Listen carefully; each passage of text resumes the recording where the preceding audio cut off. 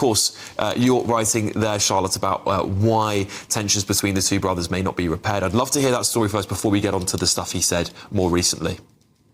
Yes, well, long story short, I was told this week by somebody who would know that William is back at the point where he would throw somebody out of the room if they brought up the name Harry in his presence.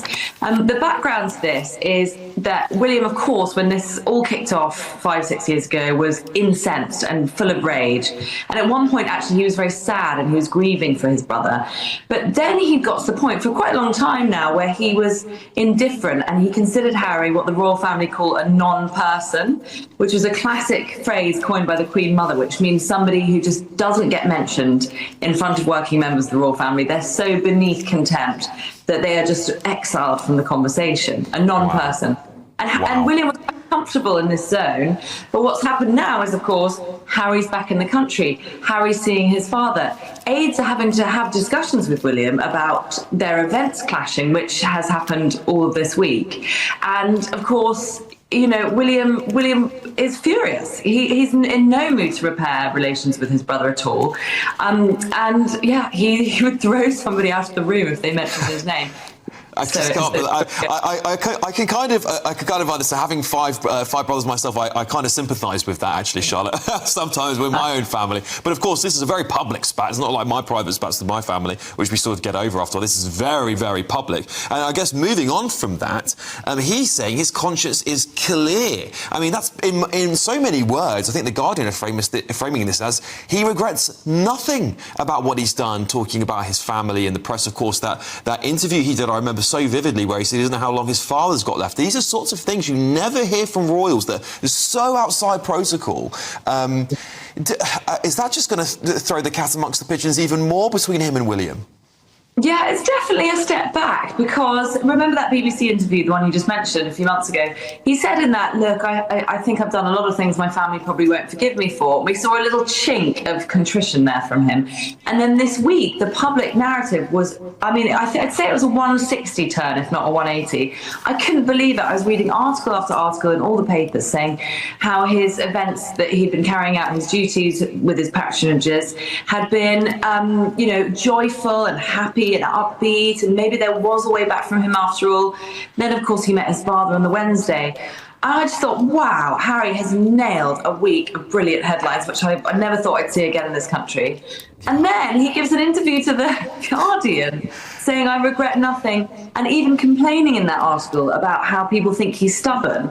And he said, I'm not stubborn, I'm just true to myself, which of course is stubborn. So it's just, I did think, why did he have to go one step back? You know, on the snakes and ladders, I feel like he's gone down again.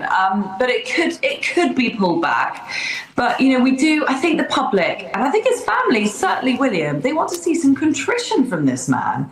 He doesn't seem capable of it. Family, family, family. Welcome back to the Royal Sussex Squad, the space where we keep it real, where we speak truth to power, and where we lift up Prince Harry and Meghan Markle while calling out the hypocrisy, lies and shade constantly thrown their way by the British tabloids and their unhinged echo chambers.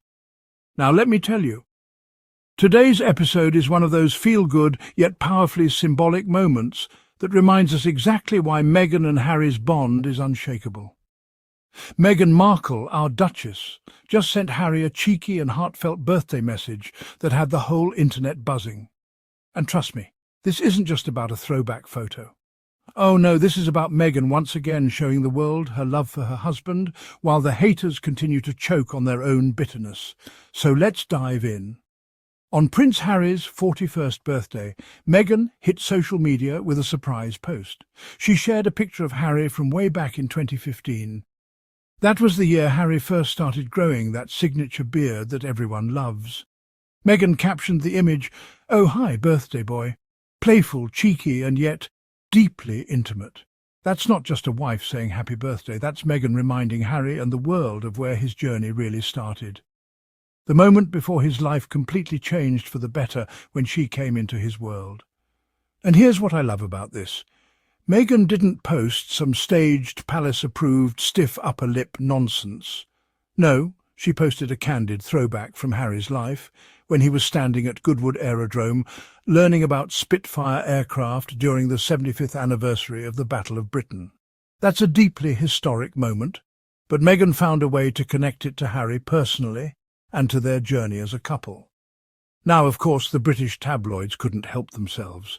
Instead of celebrating a wife honouring her husband with love and humour, they immediately started nitpicking. The photo looks edited. Why didn't she post something more recent? What does this mean? Blah, blah, blah. Let's call it what it is. Pure desperation. They can't stand the fact that Harry and Meghan's marriage is real, thriving and filled with genuine affection, while over there in the gilded cages of Buckingham Palace, they're still trying to convince people that cold photo ops equal love. Please, let's be real. Meghan's birthday tribute was fun. It was loving. Period. Now, let's talk about Harry's birthday week. The Duke of Sussex didn't just sit around doing nothing. He had just returned from a whirlwind week that showed exactly why he is respected globally. Harry spent 4 days in the UK doing charity and patronage work, something he was born to do, but something the palace tried to strip away from him. The difference now is he's free. He's doing it his way, and the impact is undeniable. Then Harry went to war-torn Ukraine. Let that sink in. While the British media spends every single day writing hit pieces on Meghan's dresses, Meghan's jewellery, or Harry's security requests, this man was out there in Ukraine meeting with organisations helping victims of war, people with life-changing injuries, families torn apart, soldiers and civilians in desperate need of international support. That is leadership. That is service. That is Harry being the man his mother, Princess Diana, raised him to be. And here's where the haters lose again. After all that work, Harry comes back home to Montecito to celebrate his birthday with Meghan, Archie and Lilibet. Surrounded by love, surrounded by joy, surrounded by the family he fought to protect. Meanwhile, the so-called royal experts are out here crying on TV about why Harry won't bow down and return to the toxic system that mistreated him and Meghan. Let me help them out. It's because he doesn't need it. He already has a kingdom, his wife, his children, his global platform, and the love of millions. Now let's touch on Harry's interview with The Guardian. Harry made it very clear. His conscience is clear when it comes to his memoir, Spare. And let me tell you, the haters tried to spin that book as his downfall, but it's one of the best-selling, most impactful memoirs of the decade. That book gave voice to his pain, his truth, and his healing, and Harry is still standing tall, still unbothered, still thriving. He even said that the focus moving forward has to be on his father, King Charles. Now let's pause here because the British press loves to weaponize Harry's words. But if you actually listen to what he said, he's showing maturity, empathy, and a sense of responsibility, even though that's growth. That's Harry being the bigger man. And you know what? Meghan supports him every step of the way. So what do we see here, family? We see Meghan celebrating her man with love and humour. We see Harry balancing global service with personal happiness. We see two people who are authentic, relatable and stronger together than apart. And we see a press machine that just can't stand it because their narrative of Harry is miserable, Meghan is manipulative, crumbles every single time the Sussexes show up in truth. And let me be blunt, the haters are running out of material. Every time Meghan posts a picture, they panic. Every time Harry makes a speech, they scramble to twist his words. Every time they step out together, the tabloids cry about how irrelevant they are, while secretly knowing that Harry and Meghan are the story. Without them, the British press would be starving. But here's the reality. Harry and Meghan don't need them. They never did. They've got their own platforms, their own projects, their own family. They're living life on their terms, and that's the ultimate revenge. So, yes, Meghan's cheeky birthday message wasn't just a cute caption, it was a declaration. Harry is celebrated, Harry is cherished, and Harry is thriving. And if that makes the haters mad, then mission accomplished. Family, let me tell you this. The Sussexes are not going anywhere. They are building a legacy. They are showing their children what love looks like, what service looks like, and what resilience looks like, and no amount of tabloid bile can erase that. Meghan sends cheeky birthday message to Prince Harry, including major throwback picture.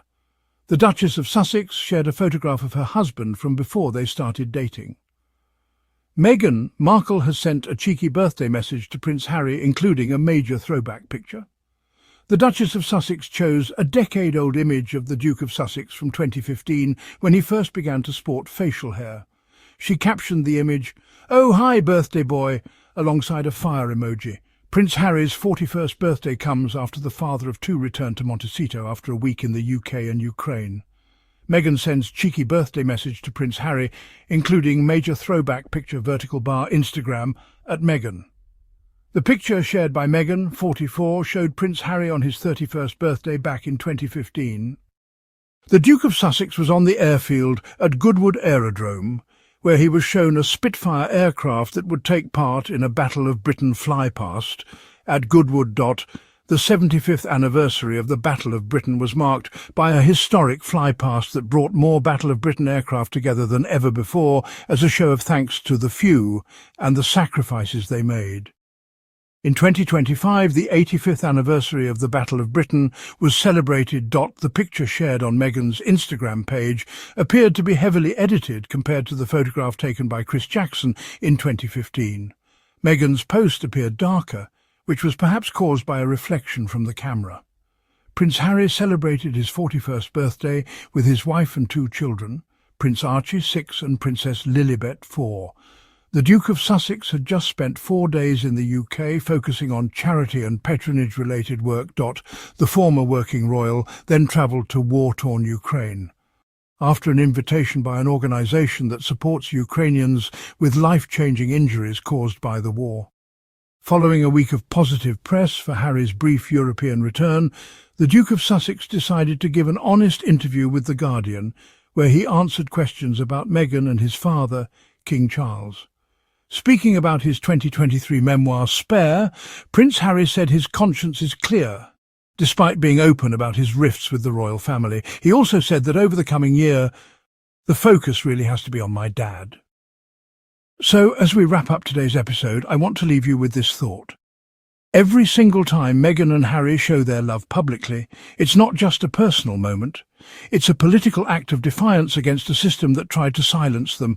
That's why the hate machine rages so hard. Because Harry and Meghan's love story is the one thing they can't destroy.